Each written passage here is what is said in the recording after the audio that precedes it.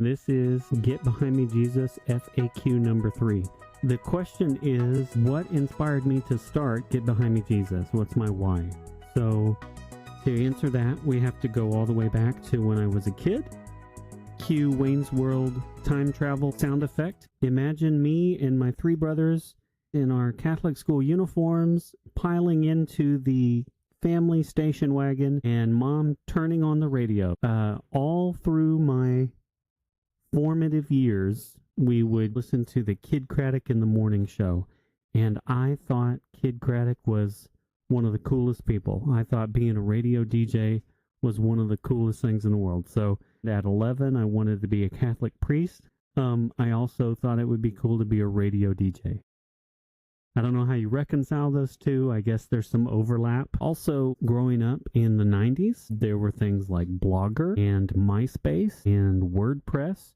Those things were getting started in the 90s. I grew up while the internet was growing up, and I had accounts on those sites, and I journaled my thoughts for the world to read. I don't think the world was paying much attention to a young preteen and teenager who was putting their thoughts out into the ether, but I was there. I was doing it. I fancied myself a writer. I didn't have access to the people or to the resources that were doing it professionally, so it kind of fizzled out, but also couldn't find my voice and didn't know what I wanted those things to be, so didn't really continue with those things.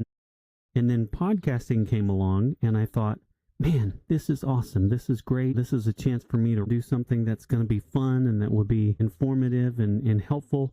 But I was following guys like Rob Bell and Trip Fuller, and I thought that I had to have a big audience with a following. I thought that I had to have a particular message already crafted so that I could deliver that sermon style like it seemed like some of these guys were doing. So I did not follow through on that. The impetus for me to start this podcast at this time is kind of twofold.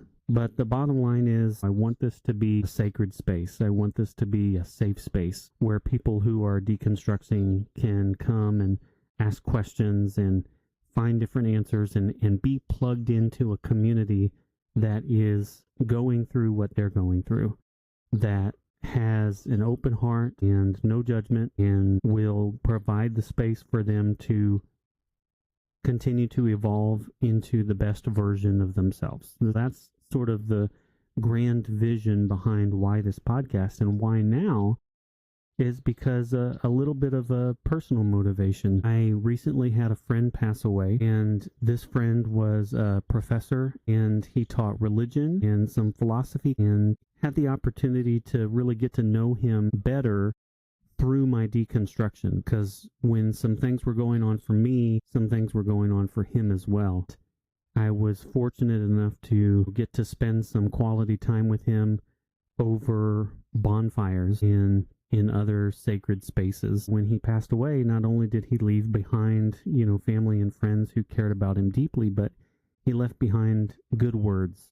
And they just inspired me to seize this moment and to put myself out there. My hope is that my thoughts, my story, the guests that I bring on, and the stories that they tell, that all of this resonates with someone. And the hope is that we connect you with the people who are doing similar things, asking similar questions, and attempting to be their best selves and live a life that makes sense and find a God that makes sense. And I'll promote those spaces on the podcast, not just through the speakers and the conversations that we have, but also when events come up. So that's why this podcast, that's why now. And I hope that it resonates with you, and I thank you for being here.